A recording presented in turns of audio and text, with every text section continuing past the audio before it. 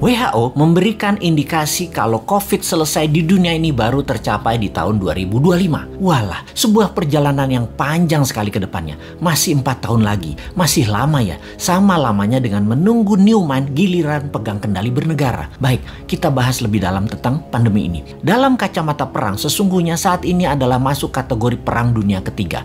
Perang dunia secara harafiah ya artinya ada musuh bersama. Musuh bersama saat ini adalah makhluk tak terlihat, makhluk kasat mata. Karena masuk kategori perang, maka pasti ada tumpah darah, ada casualties. Yang ujungnya ada yang menang, ada yang kalah. Karena masuk kategori perang, maka sesungguhnya strategi bernegara harus pakai war mode, strategi perang. Dalam strategi perang, jurusnya cuma satu, survival, harus hidup. Terlepas nanti perangnya kalah atau menang. Untuk hidup, kita lakukan apapun sekali lagi untuk tetap hidup. Apalagi sebuah bangsa yang harus tetap hidup. Apalagi sebuah negara yang harus tetap hidup. Dan dalam mempertahankan kehidupan bangsa dan bernegara, yang unggul bukan hanya hidup, tetapi juga memenangkan peperangan. Untuk menang perang, kita harus bertempur hebat, punya mental baja, kompak, dan punya strategi jitu.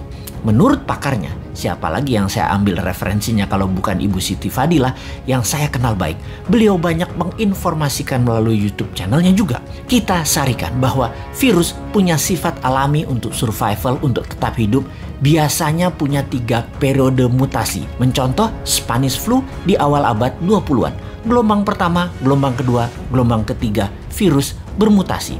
Seperti bola dilepas dari tangan. Pantulan pertama lebih tinggi, pantulan kedua lebih rendah, dan pantulan ketiga terendah. Virus pertama kekuatannya terlemah, gelombang kedua mulai menguat, dan ketiga terkuat. Itu adalah hukum alam, dilihat dengan kacamata, disederhanakan. Lalu kita lihat strategi bernegara. Ada yang pakai vaksin solusinya, ada yang pakai imunitas, ada yang keduanya dikombinasi. Amerika di zaman Trump pakai cara yang terlihat kasar, yaitu membiarkan rakyatnya terpapar dengan cepat dengan niat agar herd immunity tercapai alami, juga dengan cepat karena yakin imunitas rakyat Amerika baik dan sistem kesehatan Amerika terbaik di dunia. Casualties atau korban perang di bawah 1,5% ternyata. Saat ini terdapat data bahwa 49% rakyat Amerika sudah terpapar dan punya imun sistem sendiri, dan suntik vaksin sudah mencapai 20% populasi, alias herd immunity sudah tercapai di Amerika saat ini. Vaksin tetap dilanjutkan. Prinsip kebijakan Gedung Putih ala Trump melawan Fauci dan WHO, namun membuahkan hasil positif sekarang. Penasehat Biological Warfare Gedung Putih menyarankan Trump waktu itu, strain gelombang pertama itu terlemah. Secepatnya saja disebar dan paparkan dengan tanpa mengikuti protokol WHO dan Fauci yang sepertinya mau menghambat agar Amerika rakyatnya maskeran, dan strain gelombang pertama kenanya sedikit sehingga vaksin laku terjual setelahnya. Bahaya kalau gelombang pertama dibatasi atau ditahan. Keserang gelombang kedua, pertahanan imunitas masyarakatnya kurang. Jadi gelombang pertama lepas saja. Toh sarana kesehatan bagus. Itulah analisa dan strategi Gedung Putih di masa Trump yang terbukti tidak ada gelombang kedua di Amerika yang telak. Pada saat ini karena herd immunity tercapai, Amerika menang perang melawan COVID.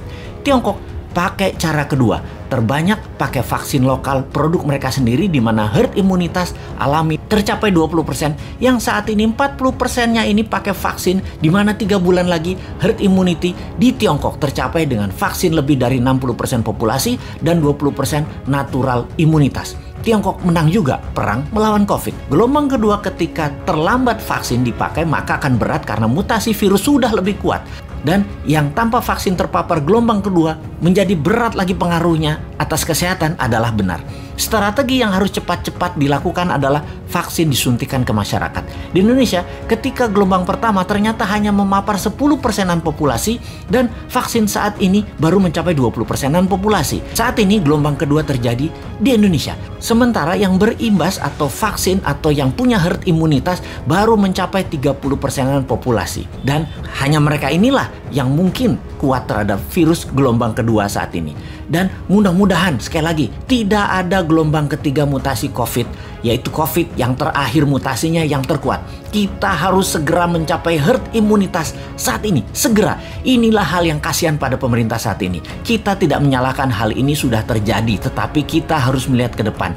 Sistem kesehatan kita belum sebaik negara maju. Imunitas vitamin, makanan masyarakat juga belum sebaik negara maju.